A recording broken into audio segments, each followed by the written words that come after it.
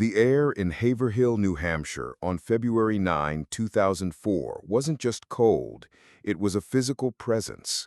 A biting sub-zero current that held the scent of pine and a stillness so profound it could swallow a whisper. Along Route 112, a narrow, winding artery cutting through the White Mountains, the world was a study in white and gray. Snowbanks, piled high and hardened by the cold, lined the road like sentinels, and the trees stood as skeletal silhouettes against a sky the color of old bruises. It was a landscape of stark, beautiful desolation, a place where secrets could be buried as easily as footprints in a fresh snowfall. And it was here, on this desolate stretch of road, that a small black sedan slammed into a tree. The sound was an intrusion, a violent crack that shattered the quiet. It was just after 7 p.m. A local woman, hearing the commotion from her nearby home, peered through her window. She saw the car, a 1996 Saturn, angled awkwardly against a snowbank, its windshield spider-webbed with cracks. The woman called the police, but before they could arrive, a school bus driver named Butch Atwood, who lived just down the road, pulled up to the scene. He found a young woman, a college student named Maura Murray, standing outside the wrecked car. Her demeanor was composed, almost unnervingly so. She was a 21-year-old nursing student from UMass Amherst and a star athlete in her own right, a woman of proven resilience. She was dressed for the cold, but her car was a mess. Inside, the passenger seat was littered with personal belongings, a small black backpack, and a significant amount of what appeared to be red wine spilled across the upholstery and the car's ceiling. The damage to the car was substantial. Butch Atwood, a good Samaritan on a quiet night, offered his phone to call for help. Maura, however, refused. She told him she had already called AAA, but there was no record of any such call. Her phone was working, but no call was ever placed. It was a small detail, a minor inconsistency that would echo through the decades to come. Atwood, feeling he had done his part, drove off to his home a short distance away, assuming the police would be there any minute. When the first officer, Trooper Jeff Williams, arrived at the scene just 10-15 minutes later, the air was still bone-chillingly cold. The snow was still deep. The wrecked car was still there, its lights out, its front end crumpled against the tree. But Maura Murray was gone. She hadn't been seen since. The initial moments of a mystery are often the most crucial, and the moments immediately following Maura Murray's disappearance are a series of jarring contradictions and unsettling voids.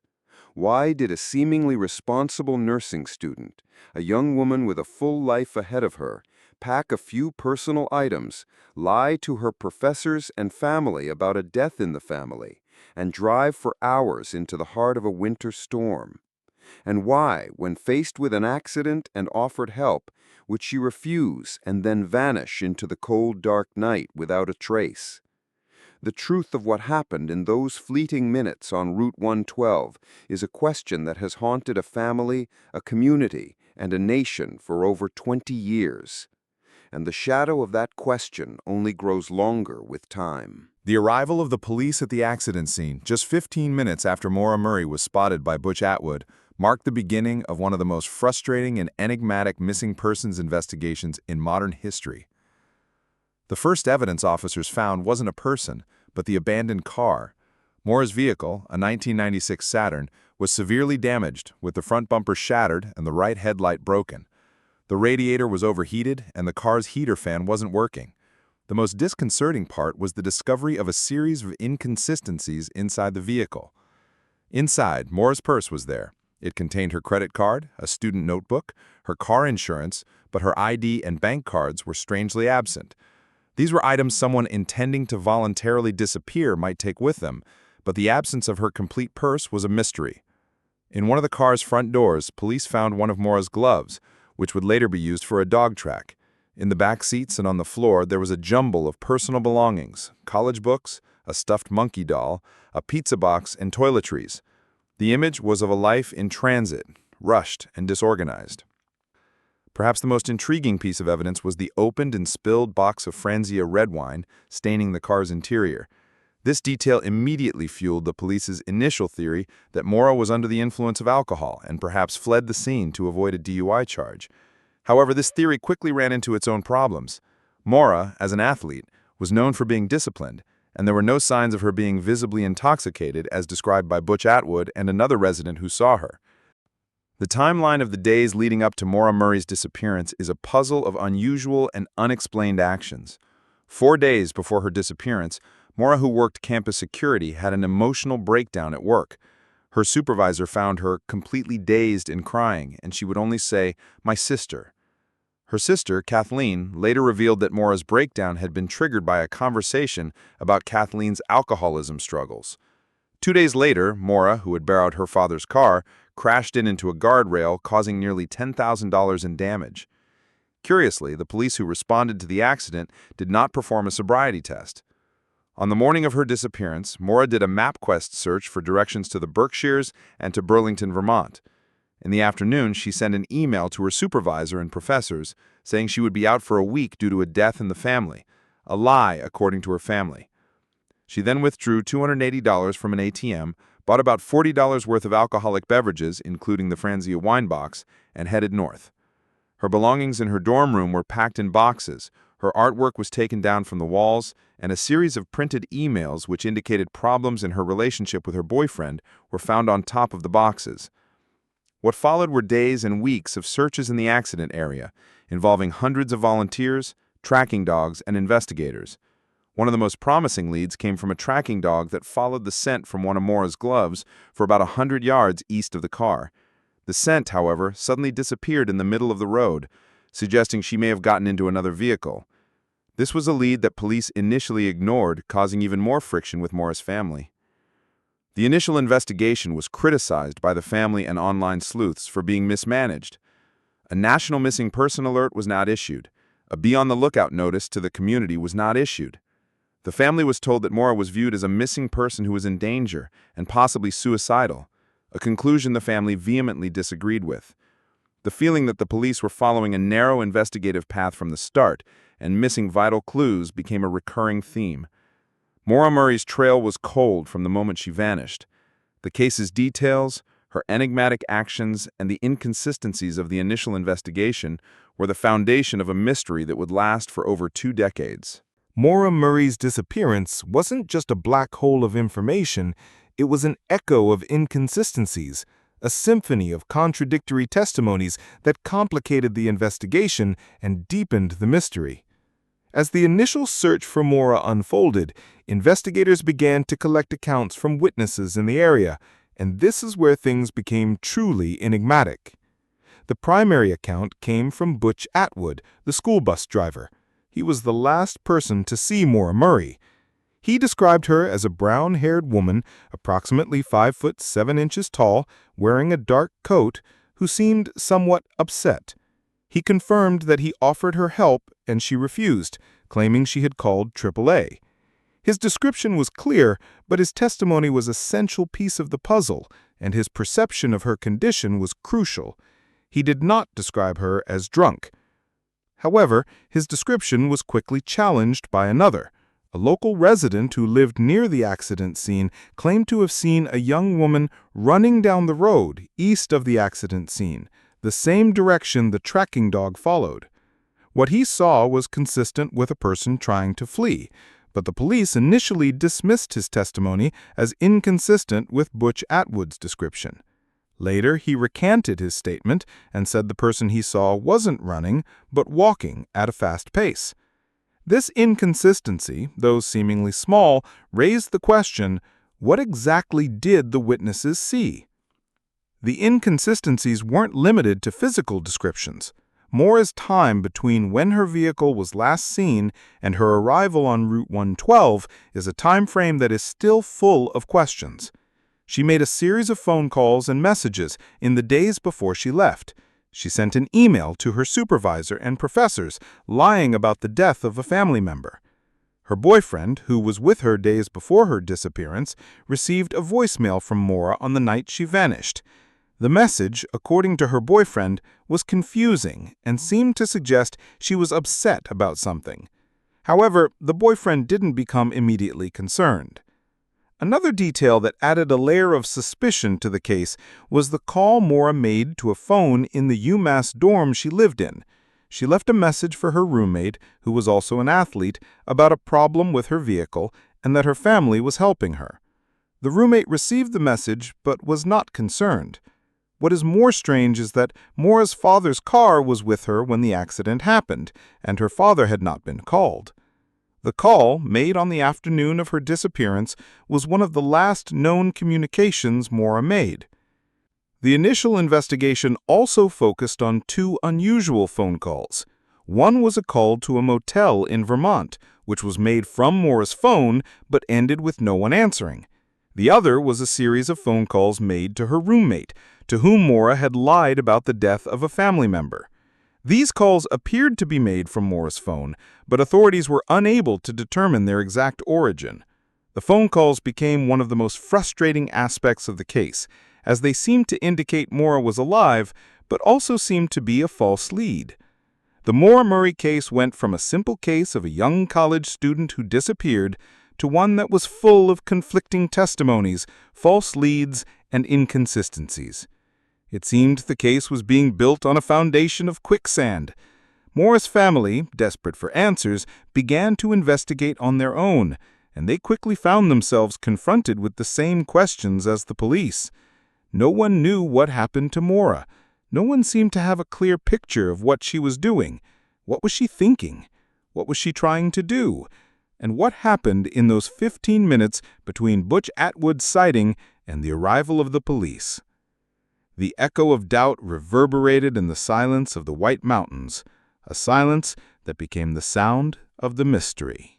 With the official investigation stalled and the case's details becoming increasingly murky, the Maura Murray case transformed into one of the biggest internet phenomena in the true crime category. Online forums, podcasts, and documentaries became the new battlefield for amateur sleuths and experts dedicated to unraveling what the police couldn't. The web of speculation grew, and each thread represented a new theory, a new hypothesis, and a new way of trying to answer the question, what happened to Maura? The most widespread, and for some the most plausible theory, is that Maura simply disappeared voluntarily. Proponents of this theory point to Maura's actions in the days leading up to her disappearance: the lie about a death in the family, the withdrawal of $280, the fact that she packed her things, and her refusal to accept help at the accident scene. They argue that Maura, overwhelmed by academic, personal, and family problems, decided to run away and start a new life. The fact that her trail suddenly disappeared on the road suggests she may have hitchhiked with someone. The problem with this theory is the lack of evidence. No one has seen Maura since her disappearance, and she has not made any contact with her family or friends. A person who voluntarily disappears usually leaves a trail, but Maura's case doesn't have one. A darker theory, and the most popular among amateur sleuths, is that of foul play. This theory suggests that Maura was picked up by a predator or was the victim of an opportunistic crime. Her remote location, the darkness of the night, and the fact that her vehicle was broken down made her an easy target. Proponents of this theory point to a witness's testimony who said they saw a car with a broken taillight east of the accident scene, which raises the possibility that the driver of that car was her assailant. Another foul play theory suggests that the assailant may have been a law enforcement officer or someone impersonating one. The fact that the police were criticized for mismanagement of the initial investigation fueled suspicion of a possible cover-up. The problem with this theory is that, while possible, there is no concrete evidence to support it. No body has been found, and the police have no suspects. A more intriguing theory, and one that has been discussed in detail in online forums, is that the Maura Murray case is related to that of Brianna Maitland, a young woman who disappeared a year later about 80 miles away from Haverhill. The similarities between the two cases are astonishing. Both were young, blonde, and blue-eyed, disappeared after car accidents, and both had personal problems at the time of their disappearances. Although authorities have denied any link between the two cases, amateur sleuths continued to insist that there is a possibility that Maura was a victim of a serial killer. Finally, there is a more mundane but no less tragic theory, that Maura died of hypothermia. Proponents of this theory suggest that Maura, under the influence of alcohol, may have become disoriented and lost in the middle of the woods. The cold weather and lack of survival equipment would have led to her death. The problem with this theory is that the area was extensively searched, and no body or her belongings have been found. The absence of any trace of her in the woods is one of the biggest enigmas of the case. These theories, and many others, are the legacy of the Maura Murray case. The case has become a blank canvas for our imagination, where we project our fears and hopes. There is no consensus, no certainty, and no single theory that can explain all the details. The Maura Murray case is not a mystery with a hidden solution, but rather a case study on how the absence of answers can create a web of speculation that grips us as much as the initial question. The disappearance of Maura Murray was not a mystery that ended with a question mark. It was a mystery that became a memorial. The case, which began with a car accident on a cold New Hampshire road, became a symbol of the loss, grief, and uncertainty that plagued the families of missing people. The shadow of her disappearance hangs over Haverhill, over the White Mountains, and over the hearts of all who feel connected to her story. Maura's family, led by her father, Fred Murray, dedicated their lives to her search. Fred Murray, in particular, became an indefatigable figure, a man who dedicated his days to returning to the scene of the crime, talking to neighbors, and trying to find his daughter. He spent his savings on hiring private investigators, placing ads, and keeping the case in the public eye. His determination inspired a community of amateur sleuths and experts dedicated to trying to solve the case. The Maura Murray case was one of the first to be popularized by the internet, with online forums dedicated to its investigation. This community of online investigators, who became known as the Maura Murray Army, dedicated themselves to analyzing every detail of the case, creating maps of the crime scene, and developing theories. They transformed Maura's case from a local police case into a national mystery. The Maura Murray case changed the way people see disappearances. Her story became an example of how false leads, investigative mismanagement, and a lack of resources can frustrate efforts to find a missing person.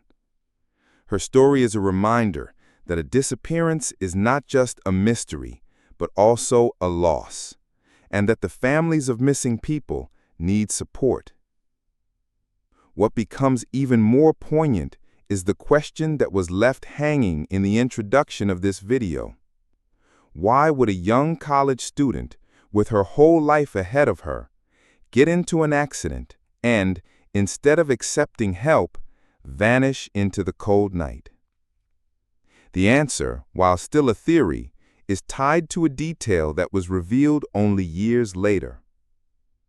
The New Hampshire State Police revealed that just 2 days before her disappearance, Maura Murray had crashed her father's car into a guardrail.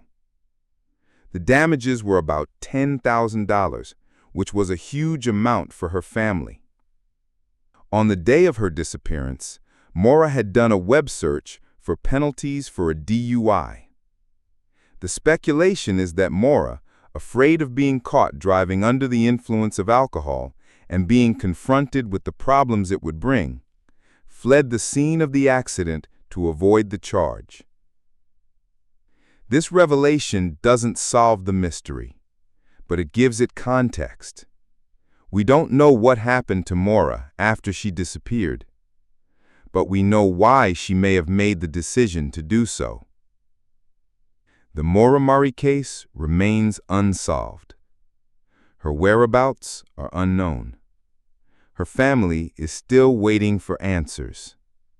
The shadow of her disappearance continues to hang over the White Mountains. The mystery of her story is not the puzzle we hope to solve, but the story of a young woman who ran from a problem and instead found an unknown fate. Maura's story is a call to all of us to remember the missing, to continue to search for answers, and not to forget them.